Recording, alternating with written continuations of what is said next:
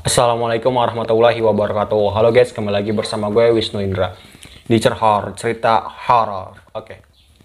Yuk, di video kali ini saya akan berbagi cerita tentang 3 hari teror berturut-turut di kampungku. Oke.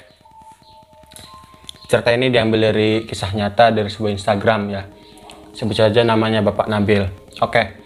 Kejadian ini terjadi pada tahun 2008 yang lalu. Sebelum kejadian, kampungnya si Bapak Nabil ini merasa aman, damai, tentram, dan sebagainya. Nah, sebagian besar di sana itu petani ya guys. Ada juga yang sebagai buruh, pengusaha, dan juga pegawai negeri, oke.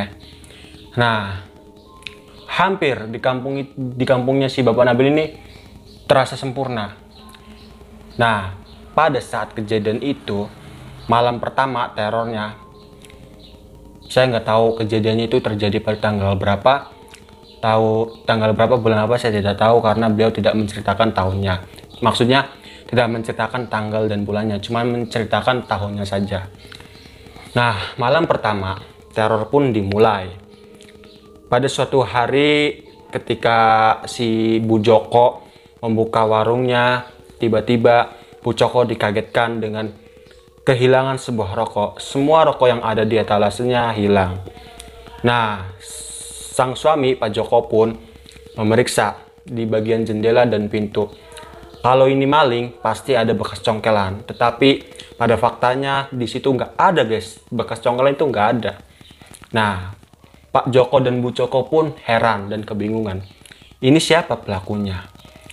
Sebelumnya si warungnya Bu Joko dan Pak Joko ini tertutup rapat.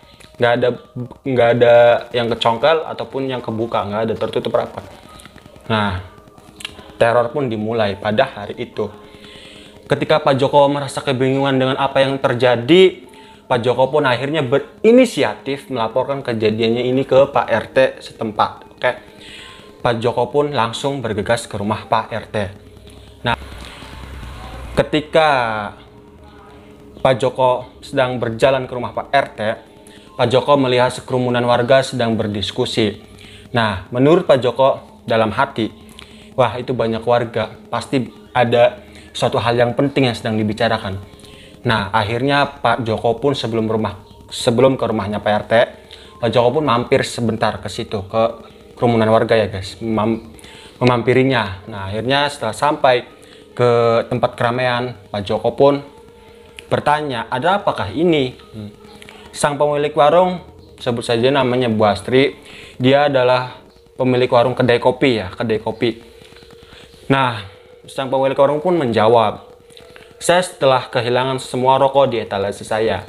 Aneh kan guys, cuman yang hilang tuh cuman rokoknya aja, cuman rokoknya doang yang hilang tuh. Kayak kopi-kopinya enggak ada, masih ada gitu, masih utuh. Nah, warga pun heran. Nah, di saat kebingungan, Pak Joko pun berinisiatif untuk melaporkan kejadian ini di Pak RT.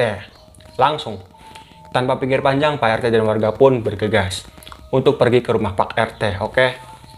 Nah, sesampainya Pak Joko dan warga di rumah Pak RT, Pak Joko pun menjelaskan apa yang telah terjadi.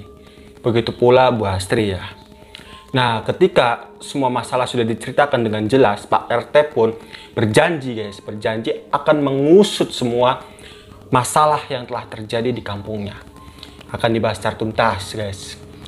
Nah, setelah beberapa hari Pak RT mengusut kasus ini, akhirnya Pak RT pun mendapatkan jawaban. Ternyata di kampung sebelah, di kampungnya, sama kejadiannya yang ada di kampungnya si Pak Nabil ini. Teror rokok hilang ya guys, sama kejadiannya. Nah, ketika sudah dua kampung ya, dua tangga sebelah lah, kita sebutnya tangga sebelah ya. Dua kampung itu, dua RT atau dua kampung lah. Kita sebut aja dua RT atau dua kampung, terserah kalian apa menurut kalian aja ya. Nah, akhirnya kejadian ini diambil alih oleh Pak Lurah ya guys. Diambil alih oleh Pak Lurah. Nah, Pak Lurah pun berpesan kepada semua masyarakat untuk meronda. Oke, malam pertama akhirnya semua warga pun meronda. Ya nggak semua warga sih, cuman ada beberapa gitu ya. Nah, ya waktu pertama ngeronda masih sepi lah guys. Masih sepi, ya belum banyak lah ya, di pos-pos itu masih banyak yang kosong. Ujar Pak Nabil. Oke. Nah, hari kedua, besok paginya, kami pun digegerkan oleh warga yang sama kehilangan rokoknya. Semua rokok kehilangan di etalase warungnya.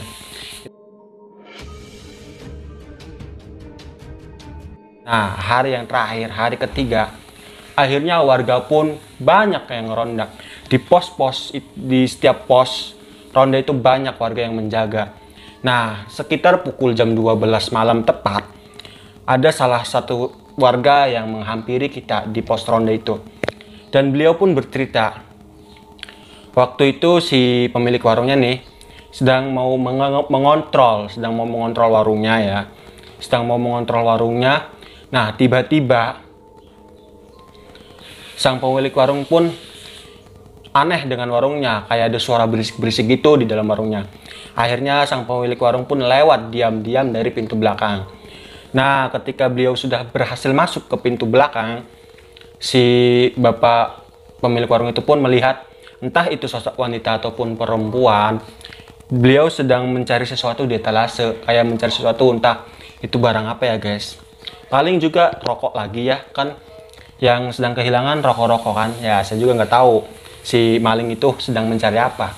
Nah, akhirnya si bapak itu pun pergi ke pos ronda ya, ke tempat warga ngumpul, ke tempat warga mengumpul ya. Tanpa pikir lama lagi, warga pun bergegas untuk menjumpai si peneror itu ya, si maling itu ya. Nah, ketika sampai di sana,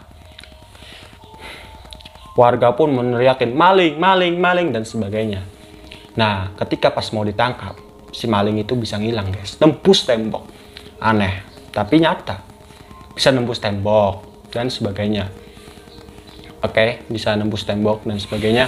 Nah, ada salah satu warga nih guys, melihat mukanya, katanya nih, kata warganya si Bapak Nabil, temannya ya,